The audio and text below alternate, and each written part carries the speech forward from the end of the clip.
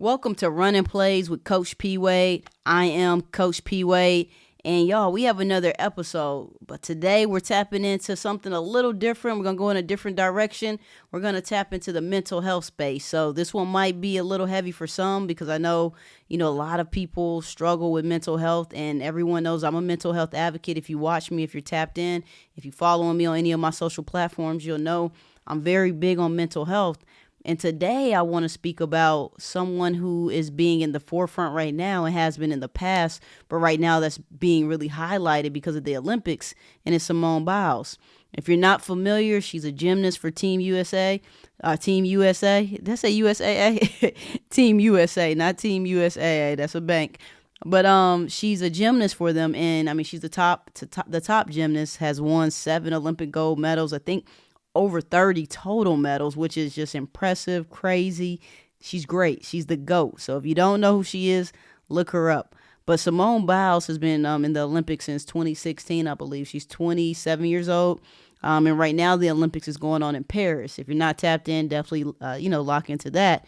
But the story I want to talk about when it comes to Simone Biles is her story of trauma, healing, resilience, and all these different things that come along with her being who she is, her coming from the background that she came from, and how all of that resulted in her hitting this point in life where she had to take a break. So in 2020, the Olympics were held in Tokyo, if you're not familiar. And during that time in Tokyo, of course, COVID's going on, different things like that. And the world is in, chaos, right? No one really understood or knew.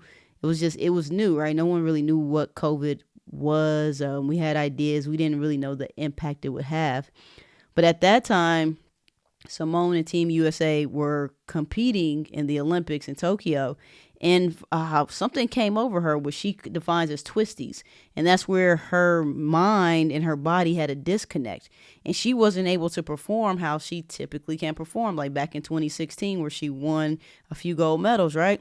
So she decided to remove herself from the rest of the Olympics. And a lot of people, of course, that came with a lot of comments, a lot of chatter, a lot of this and that. Everyone gonna have something to say when you're making a decision for yourself. No one can get it. No one can understand it. But she still chose to push forward and say, you know what?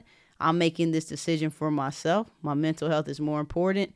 And she really didn't give too much at that time. But over the course of the years that have passed, she's spoken out about it. And she's talked about her mental health journey. She talked about taking time for herself. And then she talked about the healing that that's been able to happen during her time that she's been away from being a gymnast and, participating in, the sport. But she's back now. She's bounced back and she's killing it, y'all. And I love it for her. I love it for her. I love it for people that see her story, people that can relate to her story. If you don't know, she was adopted by her grandparents when she was 6. Her mom was a drug addict. So she came from that. And today she's Simone Biles, like one of the greatest gymnasts that we've ever seen. And it's just an incredible story. So what I wanted to talk about today, and I know that was a little long on that, but I wanted to really give y'all a backstory on her, is the things that we can take away from Simone Biles. And the first thing is, there's 3 things I want us to take away. I'm not going to make this that long, but the first thing is to take time, right? Take time for yourself. Take time away from work. Take your vacations. A lot of people end up at the end of the year, Simone Biles is a gymnast, so that's a different story. But let's talk real life with real people. A lot of people end up at the end of the year not taking their vacations because, they feel like they can't. They have a workload. They're short staffed. Their team needs them, etc., etc. Take your vacations. Take your PTO. Always see that thing that gets floated around yearly, like, if you die this week, they're going to replace you next week. That's true. They will. So take your PTO. Like, I don't know who needs to hear this today, but take your time off. All the benefits they give you where you can still get paid and not be at work, you've earned that. You deserve that. So take whatever time. If you have a job where they give you mental health days and you feel like you're not up to work, take your mental health days and don't feel sorry. Don't feel bad. Don't send the message, hey, I'm sorry. No, don't be sorry. You're a human being going through life. You're taking the time that you earned off. You're taking your mental health days. So that's one thing, is to take your time. And I'm going to give y'all a story about me real quick, because back in 2018, someone should have told me what I'm telling you. Take your time. I didn't want to take time off. I had just got divorced, and I was recently promoted, and I wanted to work through it. I was in therapy, but I also wanted to work to not have to deal with my feelings as much, as because I felt that, if you've been divorced or been through a breakup, I mean, we know that it can be difficult, right? So I kept working, and then I didn't take vacations. I got overworked. I didn't take time. I probably should have taken a break. I probably should have taken 2 weeks off. I had vacation at the time, but I chose to keep working. And what happened is I got knots in my chest, like literally knots that you can see in my chest and in my back. And I remember going to the doctor, because at that point I'm like, hold on, what's going on? Because I was staying in an apartment with a friend at the time, and we were going up 3 flights of stairs, and I would be out of breath. So I was like, okay, this might be serious. So I went to the doctor, and they're like, you need to take some time off from work. Like, you need to at least take 2 days. This is stress. This is a stress-related issue. Can y'all believe, as soon as I left that doctor, I got back into my work clothes and went to work? Take your time. That's all I'm saying. Because something bad could have happened to me. It didn't, thank God.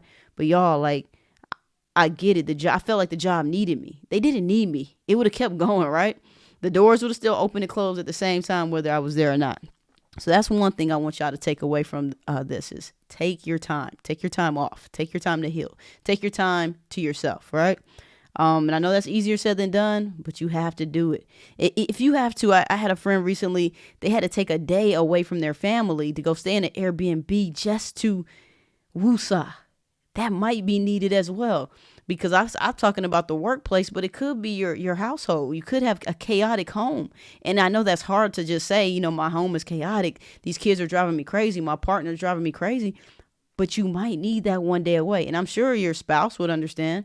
They probably will want you to go away and have a rejuvenated one day stay where you can relax, listen to some soothing meditation, some mantras, and just take a self-care day. Sometimes you can just take that day. Or if you can get away fully, do that. But families and households can cause a lot of stress, and you may have to take some time. The second thing is I want us to take away is it is okay to not be okay. I wish I could wear a shirt that said that every day. It's okay to not be okay. It is time for us to end the stigma around mental health, around depression, around anxiety, around stress, all the things, all the titles, yes, just pray about it. All that has to end. Yes, pray about it, but still go to therapy. You can pray, but you still need to go to therapy. Especially in the Black community, I'm going to say it. We have that stigma around therapy. You going to lay on somebody's couch, you crazy. No, you're not. You're not crazy. You're trying to heal. And it's okay to not be okay. So that's the second thing I want us to take away, because I feel like a lot of people, and a lot of women specifically, feel like they have to be a superhero, superwoman. You got to carry the weight of the world on your shoulders. And I feel like women have so much capacity in them to pour. I got my kids, I got my spouse, I got my job, and they're pouring from an empty cup. And they can't say I'm not okay. They don't feel like they have the capability or the time or the bandwidth, whatever, to say I'm not okay. It's okay to not be okay. And the last thing is, it's going to tie into this, is get the help you need. And that help can come in the form of a family member. It can come in the form of a church, a pastor, a support group. It could be in the form of a therapist. It could be in the form of family if necessary, a coach. But you have to get the help that you need, because you're going to just keep falling and falling and falling. And sometimes you get to this point where it's so hard to get out. Get the help you need. Therapy is okay. It's not something that you should be against. Simone Biles, she talks a lot about her therapy, and she even partnered with a company called Cerebral to help, and she's an advocate of it. She actually is on the board or something. I don't know the title, so I'm not going to go that deep into it. But getting the help. I've been to therapy. I spent so much money on therapy, and I think that is one of my greatest investments. Yeah, I talk about investing in financial, having your good portfolio, investing in stocks, investing by reading books. But the investment I made in my therapy to help with my mental health and my emotional health probably won't. That's the best investment I made. I'm not gonna say probably. That is the best, because your health is your wealth. Health is wealth, and people say that when they a lot of times talk about the physical, but no, your mental, emotional, all that ties in. Your health is your wealth. A dying man that is rich, right? If it's a rich man dying and he's able to trade in that money for good health, he's gonna trade in that money for good health. So your health is your wealth. So get the help that you need. If you don't know where to get help from, reach out to me, hit me up. I'll send you some resources, but get the help that you need. If you work for a company, a lot of times they have things through the company that you can get that can be free. Because I know that's a big thing with a lot of people. It can be expensive. Get the help that you need, whatever that may look like. It may look different for everybody, but get the help that you need. And those are the three things. Those are my takeaways. Take your time. It's okay not to be okay, and get the help that you need. And I'm just going to leave it like that. I didn't want to harp too much, but I do, mental health is so important to me. Like I said, I'm an advocate for it.